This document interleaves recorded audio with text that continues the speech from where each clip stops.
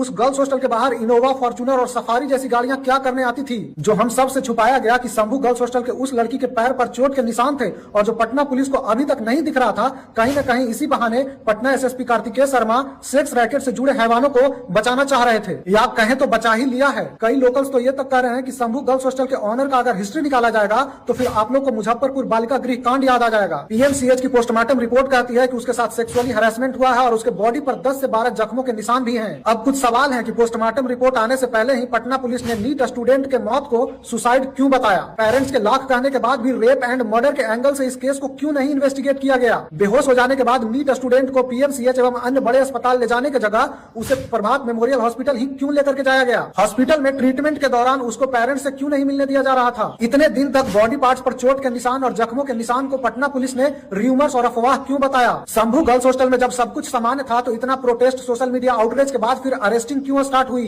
बिना पुलिस को इन्फॉर्म किए ही हॉस्टल ऑनर ने लड़की के रूम का दरवाजा क्यों तोड़ा और उसको हॉस्पिटल क्यों लेकर के गया। शंभू गर्ल्स हॉस्टल के बाकी स्टूडेंट, सफाई कर्मी, गेट कीपर, खाना बनाने वाले स्टाफ और सीसीटीवी फुटेज अचानक कहां गायब हो गए हैं। और इतना बवाल मचने के बाद, आउटरीच होने के बाद भी गर्ल्स हॉस्टल के ऑनर को अरेस्ट क्यों नहीं किया गया है। और इतने दिन तक उस गर्ल्स हॉस्टल के ऑनर का नाम तक भी बाहर नहीं आ पा रहा था। आप खुद सोचिए कि आखिर कोई करोड़पति आदमी गर्ल्स हॉस्टल क्यों ही चलाएगा। और पटना में एक नहीं, ऐसे कई गर्ल्स हॉस्टल और पीजी हैं जो बस नाम के गर्ल्स हॉस्टल हैं। उसमें क्या हो रहा है, क्या नहीं हो रहा है, सबको पता है, लेकिन कोई कुछ बोलेगा नहीं, क्योंकि इसका तार कनेक्शन बहुत दूर तक जाता है और बहुत ऊंचे ऊंचे लोगों तक जाता है। लोकल्स के द्वारा पहले भी उस गर्ल्स हॉस्टल के रिगार्डिंग पुलिस कंप्लेन हुआ था, लेकिन इस पर कोई कार्रवाई नहीं किया गया था उसके ऑनर पर। आप समझ सकते हैं कि वो कितना पॉलिटिकली इन्फ्लुएंस आदमी होगा। ये इंसिडेंट पूरी तरीके से इस ओर इशारा करता है कि पटना के कई लोकल पॉलिटिशियंस और हॉस्टल्स ऑनर का एक नेक्सस चलता है। अब तो देखना यह है कि नीतीश कुमार के 20 वर्षा सुशासन राज और सम्राट चौधरी का बुलडोजर राज में कितना दम है। गृह मंत्री सम्राट चौधरी जवाब दें कि आखिर क्या बात है कि 4 से 5 दिन हो जाने के बाद भी